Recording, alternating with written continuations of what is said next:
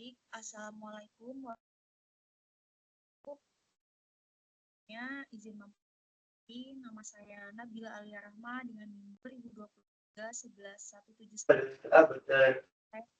dengan kelompok saya, kelompok 4. Nah, di sini ada Akila Fauziah, Satrio Asadullah, dan Dedi Aditya. Di sini kami akan membahas mengenai manajemen strategik.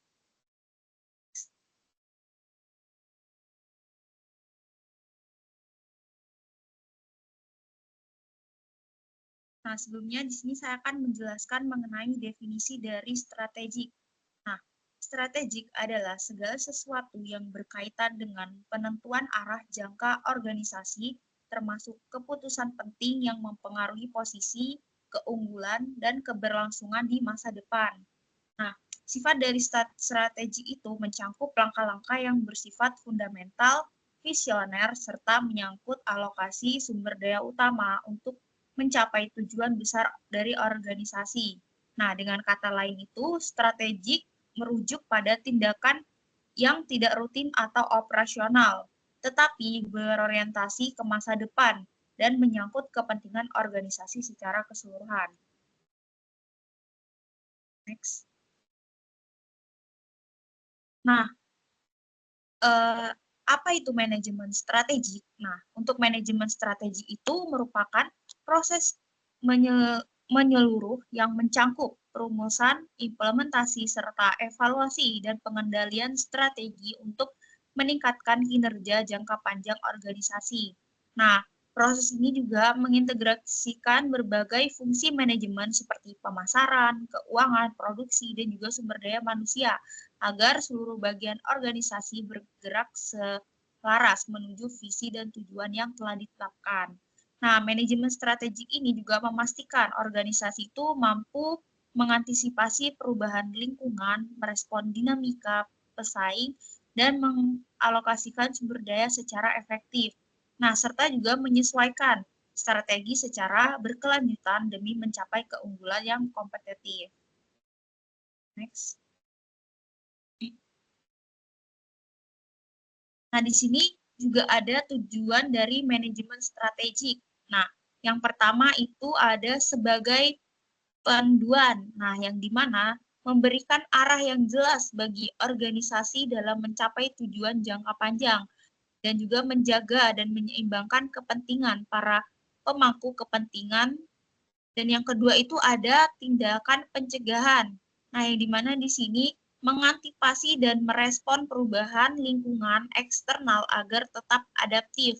Nah, juga meningkatkan efektivitas dan efisiensi penggunaan sumber daya. Nah, dan yang terakhir di sini ada potensi manfaat. Nah, yang pertama di sini ada mencapai dan mempertahankan keunggulan yang kompetitif. Kemudian menjadi dasar untuk memantau serta mengevaluasi kinerja organisasi agar strategi dapat disesuaikan. Baik, untuk selanjutnya akan dijelaskan oleh rekan saya. Nah, kemudian di sini ada manfaat manajemen strategik yang dimana terbagi menjadi dua, yaitu finansial dan non-finansial. Dalam finansial, manajemen strategik memberikan manfaat utama seperti peningkatan profitabilitas, produktivitas, dan kesuksesan jangka panjang melalui perencanaan sistematis yang mempersiapkan fluktuasi eksternal secara internal. Kemudian non-finansial, yaitu mencakup identifikasi peluang, koordinasi kegiatan, minimalisasi risiko, dan alokasi sumber daya yang efektif untuk mendukung tujuan organisasi.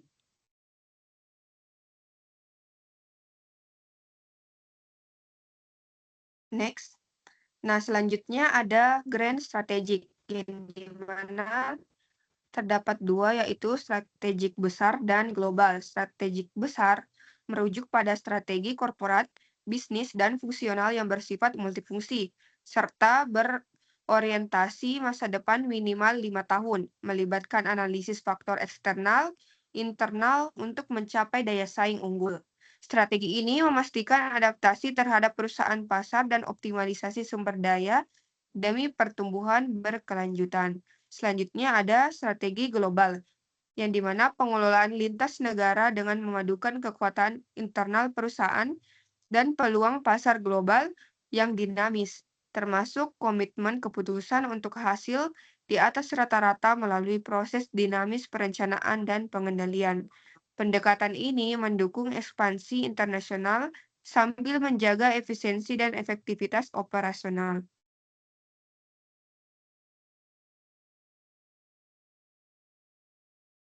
Baik, selanjutnya dari tingkatan manajemen strategi. Yang pertama ada di tingkat korporat atau corporate level strategi, pelakunya dari direksi, CEO, Dewan Komisaris, yang mana fokus utamanya menentukan visi misi dan arah organisasi jangka panjang, menentukan portofolio bisnis, masuk atau keluar bisnis tertentu, menentukan alokasi sumber daya besar, modal, aset strategis, merumuskan strategi makro seperti growth strategi, pertumbuhan, stability strategi atau stabilitas, dan pengurangan atau likuidasi. Kemudian yang kedua ada tingkat unit bisnis. Pelakunya itu Vice President, General Manager, Direktur unit, yang mana fokus utamanya bagaimana unit bisa bersaing di industrinya, menentukan keunggulan bersaing, memilih strategi kompetitif, cost leadership, differentiation, fokus strategi, dan merencanakan inovasi dan penetrasi pasar. Selanjutnya,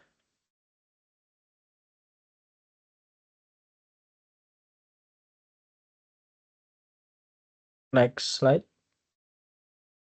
Tingkat manajemen strategik yang ketiga itu tingkat fungsional atau operasional. Pelakunya manajer operasi, teknik, pemasaran, keuangan, SDM, yang mana fokus utamanya menyusun dan menjalankan program kerja untuk mendukung strategi unit bisnis, meningkatkan efisiensi proses, produksi, distribusi, dan layanan, menetapkan SOP, KPI, monitoring harian, dan pengembangan SDY, budaya kerja atau produktivitas.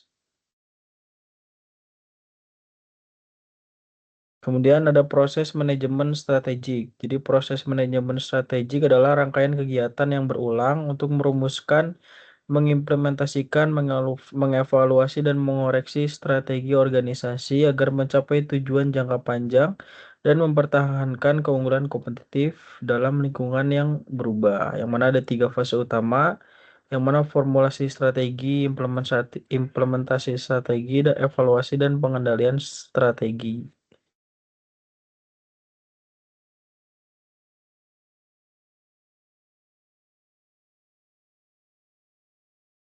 Lanjut.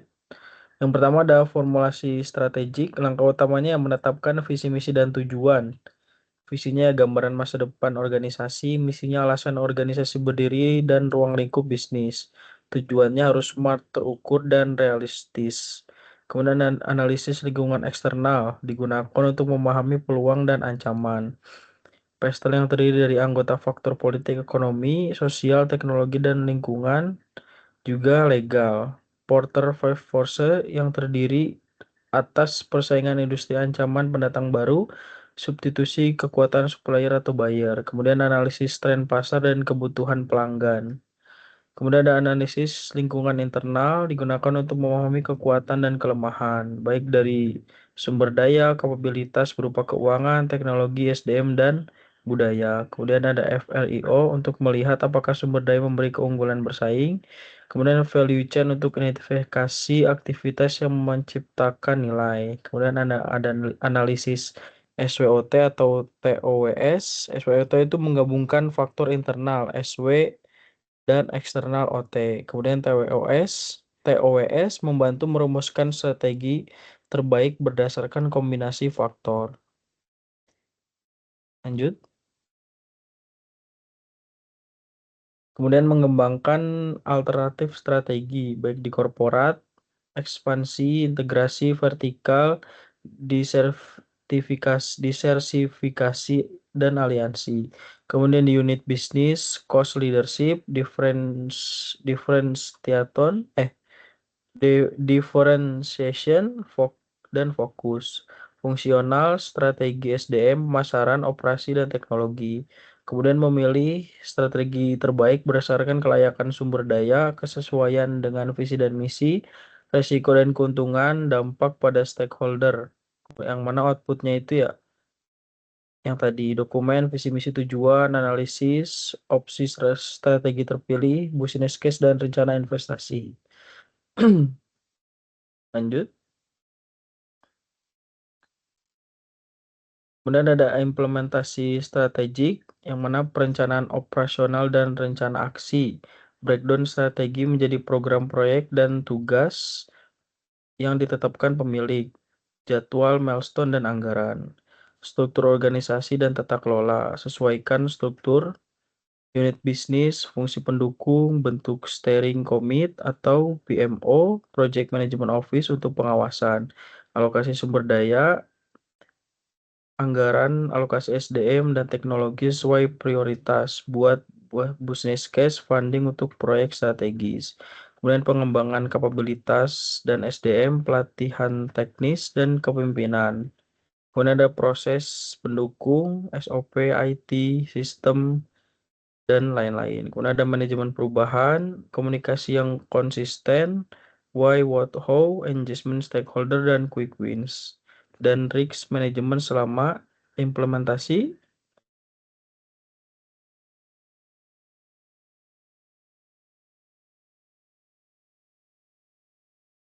Kemudian ada evaluasi, pengendalian, menentukan KPI dan sistem pengukuran. KPI harus terkorelasi langsung dengan tujuan strategis.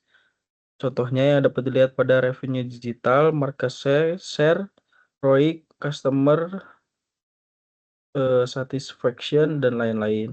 Kemudian ada balance scorecard dan dashboard. Gunakan balance scorecard financial customer internal, proses learning dan growth, serta dashboard real time untuk monitoring operasional strategis. Kemudian ada monitoring rutin dan analisis deviasi dan road cues.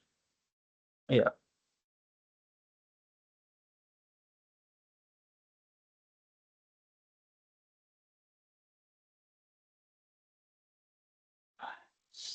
Selanjutnya ada pembahasan kasus. Dengan kasus transformasi strategik PT Telkom Indonesia menuju digital telco.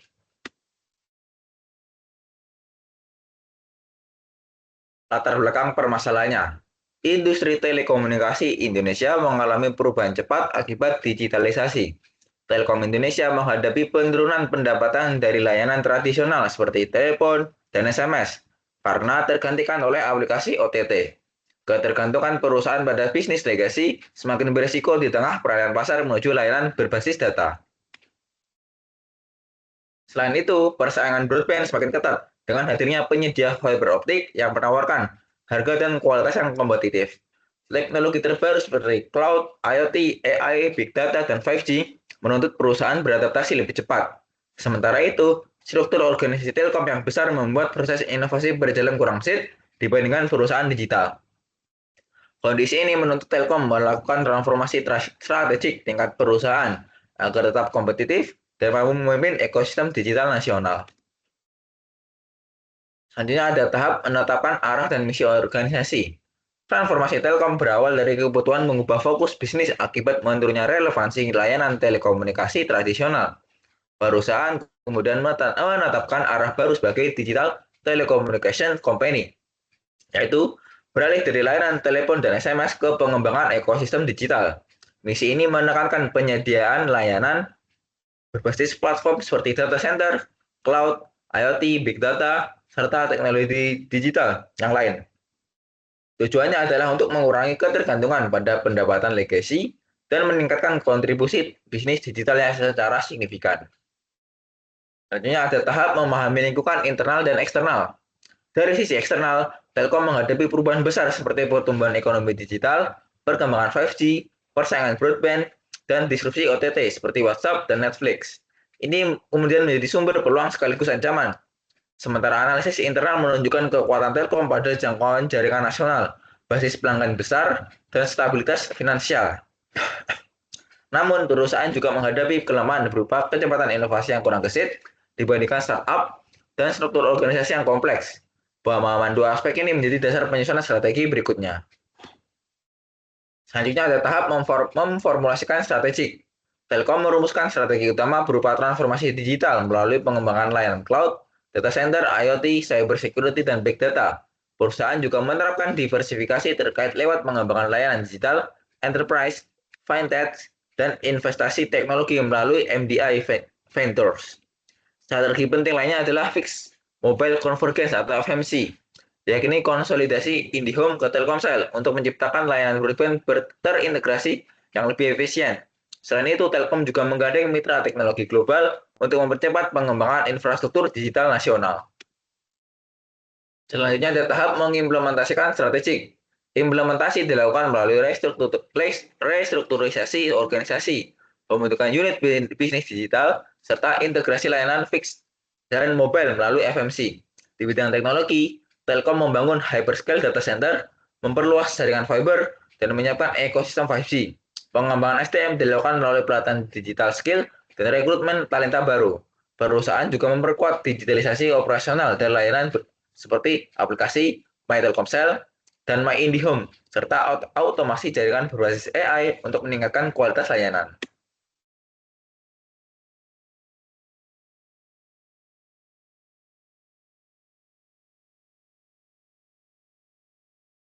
Kemudian di sini ada mengevaluasi dan mengawasi strategik, di mana evaluasi ini dilakukan melalui pemantauan indikator kinerja seperti pertumbuhan pendapatan digital, jumlah pelanggan broadband, efisiensi hasil FMC, dan pemanfaatan data center. Hasil evaluasi menunjukkan peningkatan stabil pada kontribusi bisnis digital dan efektivitas konsolidasi fixed mobile. Pengawasan dilakukan secara berkelanjutan untuk memastikan transformasi Telkom tetap selaras dengan perubahan industri digital dan mampu menjaga daya saing perusahaan dalam jangka panjang.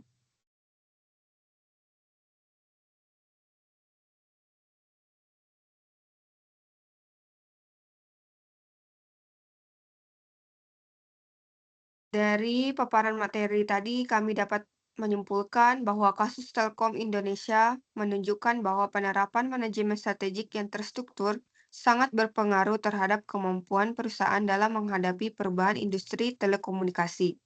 Dengan mengikuti seluruh tahapan, mulai dari penetapan arah organisasi, analisis lingkungan, perumusan strategi digital, implementasi melalui restrukturisasi dan penguatan teknologi, hingga evaluasi berkala, Telkom mampu merespon tantangan seperti penurunan layanan tradisional, persaingan broadband, dan disrupsi teknologi baru yang membantu Telkom untuk meningkatkan daya saing, efisiensi, serta keberlanjutan bisnis di tengah dinamika pasar yang terus berubah.